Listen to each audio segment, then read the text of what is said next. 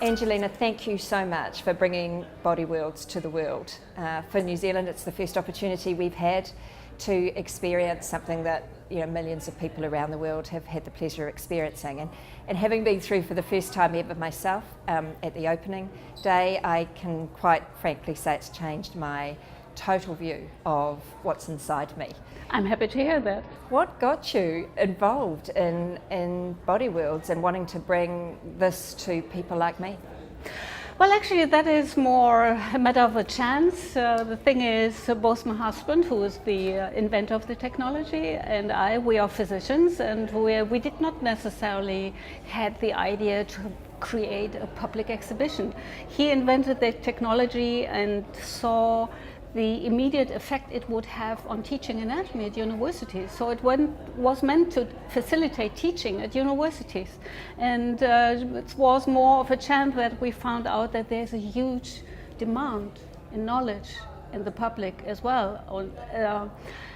We had this great opportunity to exhibit our very first large exhibition in Japan in 1995, and it was so moving to see how people reacted, particularly in Japan, where people are so self-controlled and you have hardly any idea what they might think. But inside the exhibition, people were so much surprised, so much in awe. It was as if their mask has fallen down. And that was a very moving story that happened during the opening part. There was a rather young woman, she might have been in her early or late 20s, and she started crying. She said, "I attempted suicide 3 times in my life, and I always felt useless, nothing worse. But now as I see what a treasure I have inside me, how beautifully and intricately it's made, I feel I have something very important, valuable inside me, and I promise I will never do so again."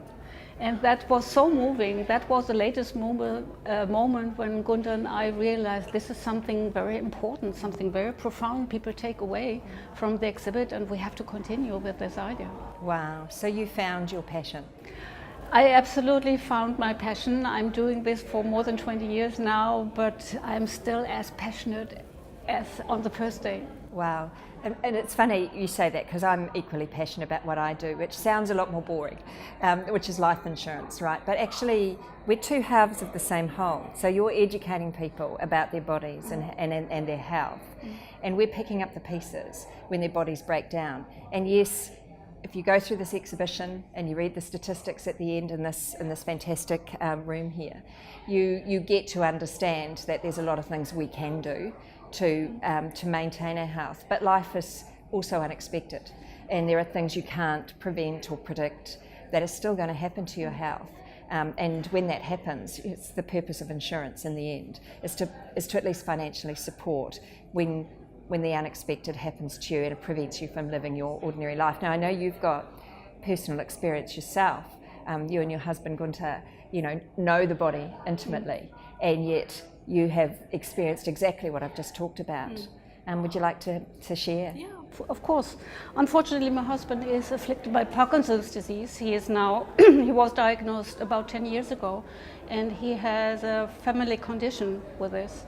And of course that was shocking for both of us, but we found a way to work with it, and fortunately in the meantime Gunther changed also a little bit his health attitudes. In the very beginning he had a strong feeling that he needs to accomplish anything that he can, so he didn't care much about his health. He just was having in mind his goals and what he still can and want to achieve.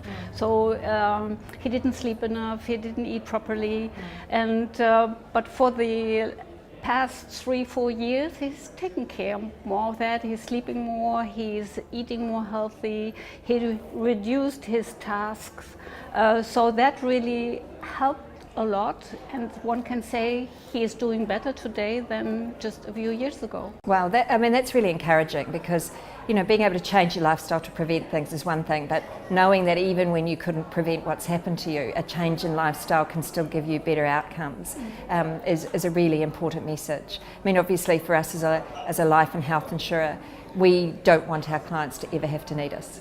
Yeah, we want to know that they've got the comfort that if it happens to them, we're there. But the best result is they think we were a complete waste of money when they get to the end of their life. And knowing that even if something unexpected happens, you can still have better outcomes by changing something, I think is a really important message for New Zealanders. And of course it is very important how you personally deal with it, how you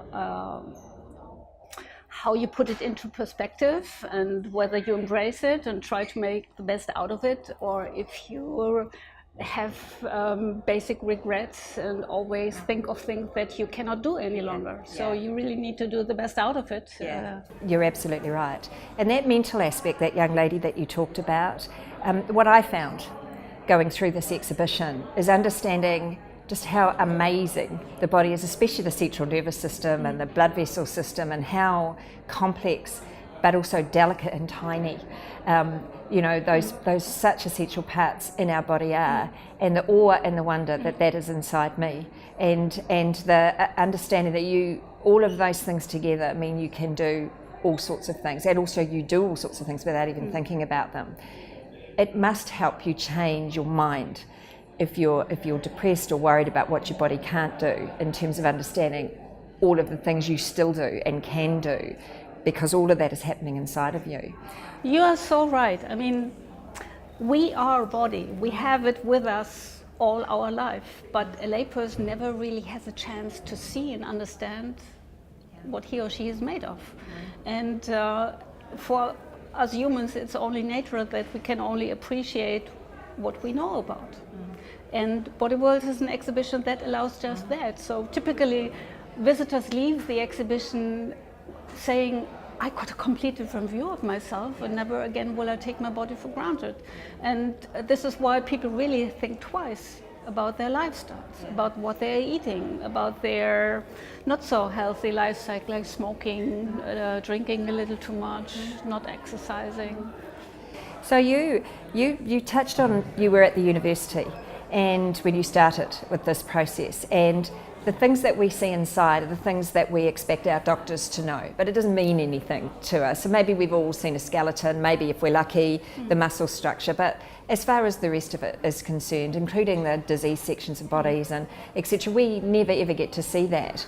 And it's been that domain of teaching medical students, and you have a comment about what happened to you at university that really pushed you to leave there and take this to the world. Yeah, in fact, when we had our first attempt to come up with the public exhibition, our colleagues at Heidelberg University, they were not amused at all. They found it totally unethical to put human remains on public display, and it turned out pretty soon that we cannot continue with this idea. So we were very lucky that years later we were invited by the Japanese Anatomical Society that had their 100th anniversary in 1995, and on that occasion they planned public exhibition at the Tokyo National Science Museum, and we were invited to be part of that. And at that time we were not so much dependent any longer at Heidelberg University, because we had set up our privately owned Institute for Plastination in the meantime. Also, we had already our first full body specimen that are so crucial, particularly for lay people, to relate to their own body, to their own lives. And the decision to be independent from a university and their strict behavioral constraints, that allows us to have this valuable educational exhibition tour the world. Yeah, so lay people can see what doctors have been taught for many, many years, which I think is just fantastic.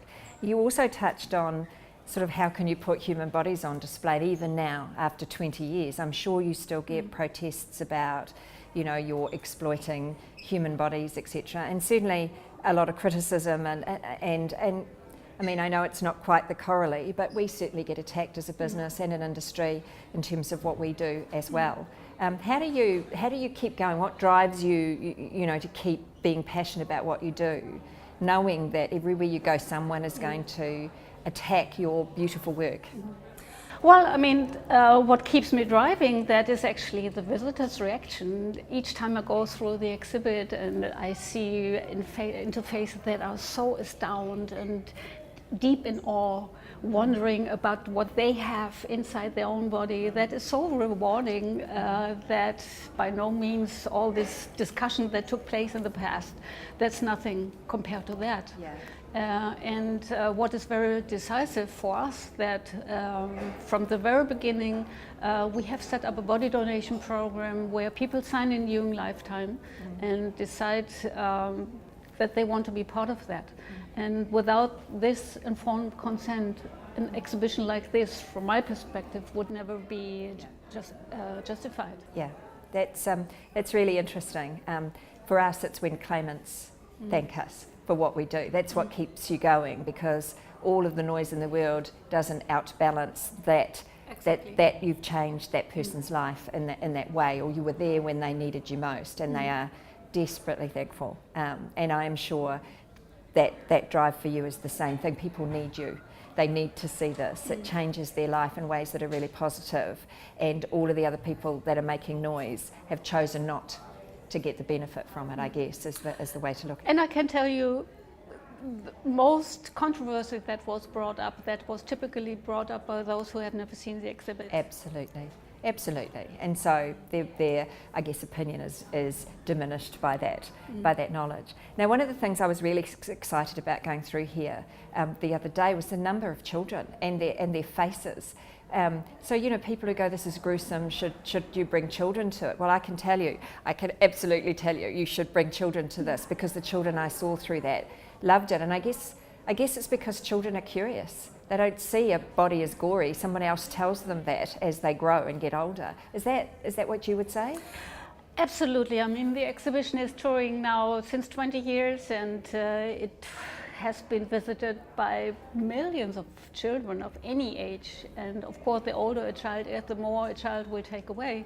But if you think that children, they have to learn everything new, and it is our responsibility to put this into the right context. So it's very important that's not a disrespectful treatment that we are showing here, that is not like on the market where you make a fun out of something, fun of these dead people. So I experienced so many children. I just recall one case that was in the United States, might be one or 2 years ago. There was a young boy, he might have been 8 or 9, and he felt so disgusted about the smoker's alarm. And he literally jumped at his father and said, Daddy, did you see that? I don't want you to look like that. I want you to stop smoking. So that sounds so cute, but I'm 100% sure this boy, he had a very strong lesson in his life. Absolutely, that's amazing.